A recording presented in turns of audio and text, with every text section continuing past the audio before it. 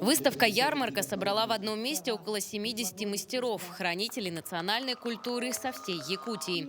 Это художники студий и домов народного творчества и ремесел, студенты средних и высших специальных учебных заведений, предприятия народных художественных промыслов республики.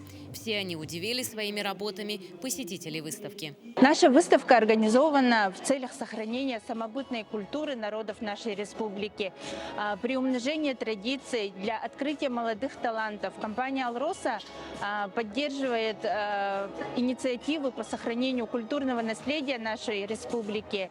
Национальное шитье, резьба по дереву, косторезное дело, работы из бересты и керамики, национальная утварь, сувениры, продукция ювелиров и кузнецов, чай и мед местных производителей. Это далеко не полный список того, что мастера представили на выставке. Примечательно, что посетители выставки сами определили победителей. Путем народного голосования сегодня определятся победители среди якутских мастеров по двум номинациям. Это прикладное искусство и местное производство. Привезла на эту выставку свою коллекцию.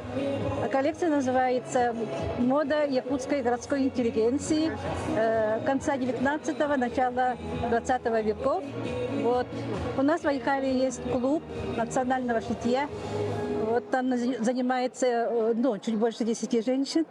И мы шьем национальные костюмы, сохраняем свои традиции.